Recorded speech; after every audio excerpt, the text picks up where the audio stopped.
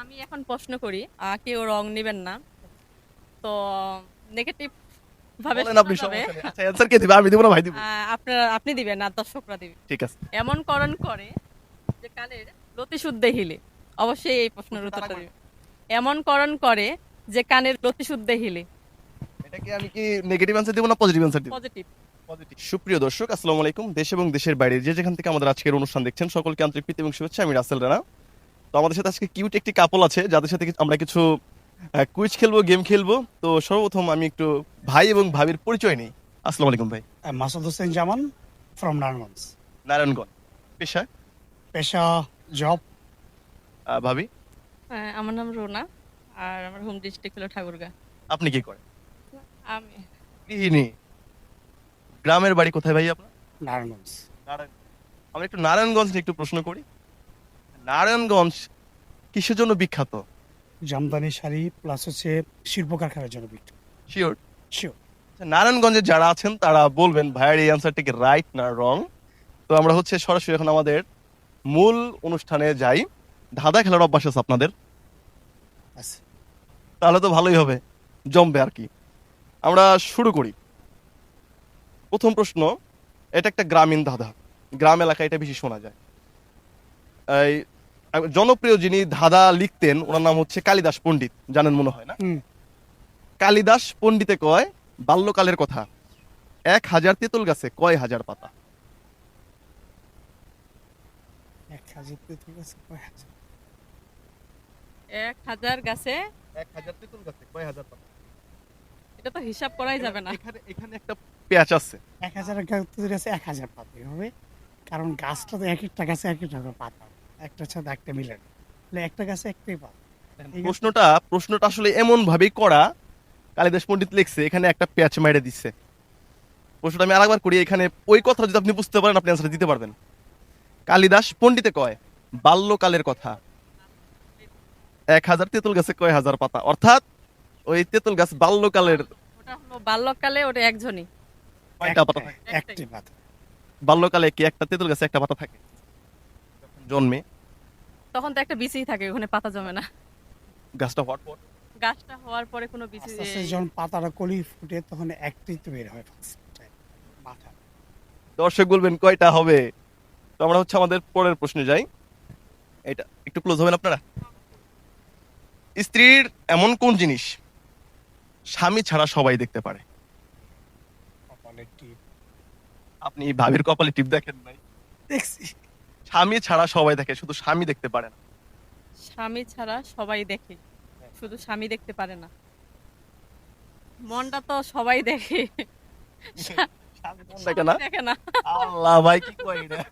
স্বামী মন Is বুঝে না। really আপনি ভাবির মন বুঝেন না? সবাই বুঝে, কিন্তু স্বামী বুঝে না।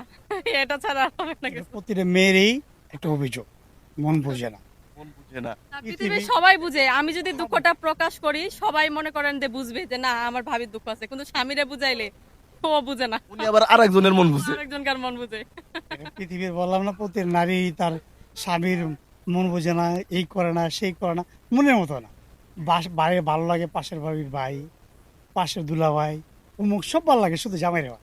এটা কেন ভাবিরে আপনি খুচা বেড়া বলবেন নাকি?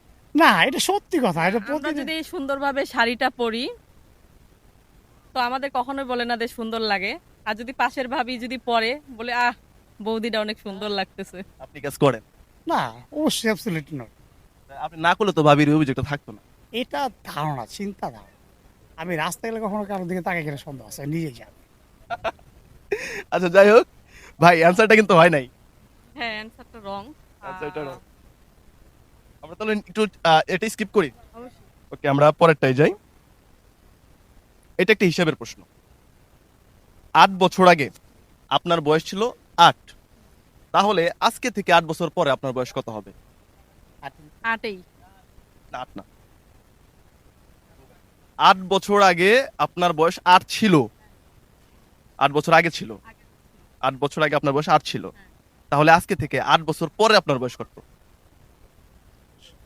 আগে যদি থাকে 8, আর এখন থেকে আবার 8, 16। 16। আর একটু বাড়াইতে হবে।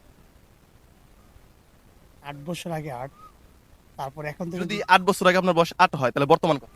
24 তিনারা 24 না এইবার অ্যান্সার রাইট, 24 রাইট অ্যান্সার। কারণ 8 বছর আগে আপনার বয়স ছিল 8, তাহলে বর্তমানে আপনার বয়স হলো 16, আবার 8 বছর পরে 24। তো হচ্ছে আমরা আমাদের পরের প্রশ্নে যাই। যে কোনো হসপিটালে গেলে রোগীর নাম লিখতে হয়, কোন হসপিটালে রোগীর নাম লিখতে হয় না? কোন হসপিটাল আছে যেখানে রোগীর নাম লেখা হয়?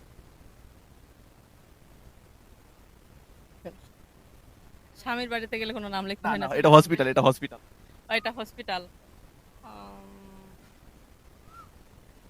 এটা হসপিটালের বাইরে না, শুধু হসপিটাল। হসপিটালে তাহলে সব হসপিটালেই কিন্তু আমরা যে কোনো হসপিটালে গেলে রোগীর নাম লেখে, এন্ট্রি করে।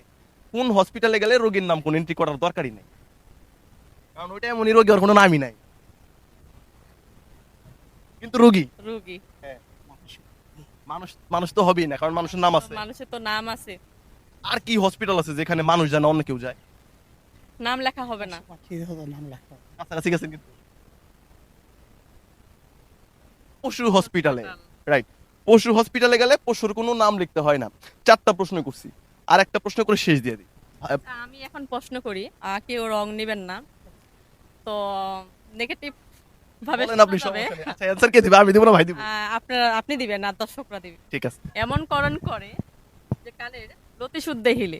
অবশ্যই এই প্রশ্নের উত্তরটা দিবে। এমন করণ করে যে কানের লতি শুদ্ধে হিলে।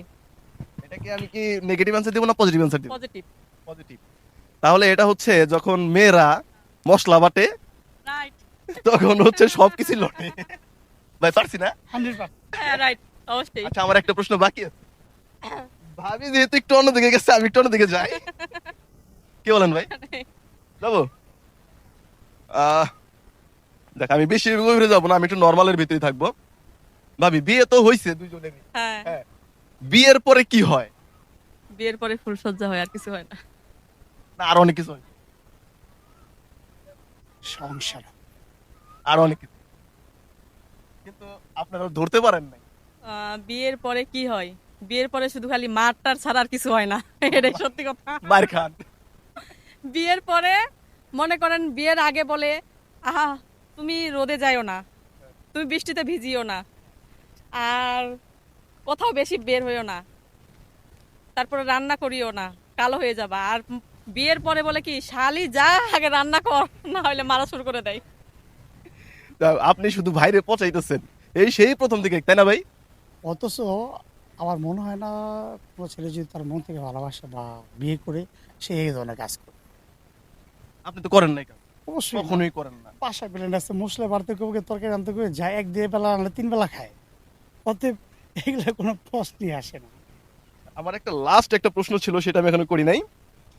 আমার একটা প্রশ্ন, আমি একটা প্রশ্ন করব, তো এই প্রশ্নটা আপনারা এক কথায় অ্যান্সার দিবেন, একটাই উত্তর হবে।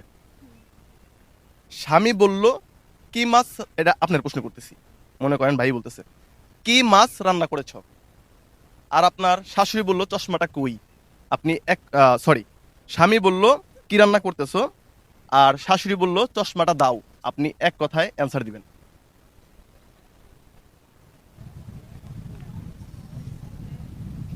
এটা একটা মাছের নাম হবে। কই? ভাই ধরে ফেলছে, ভাবিরকে হেল্প করছে, তারপর আমরা অ্যান্সারটা রাইট ভাবে নিলাম। তো অনেকগুলা কুইজ আমরা খেলছি ভাই ভাবির সাথে, খুব ভালো লাগলো।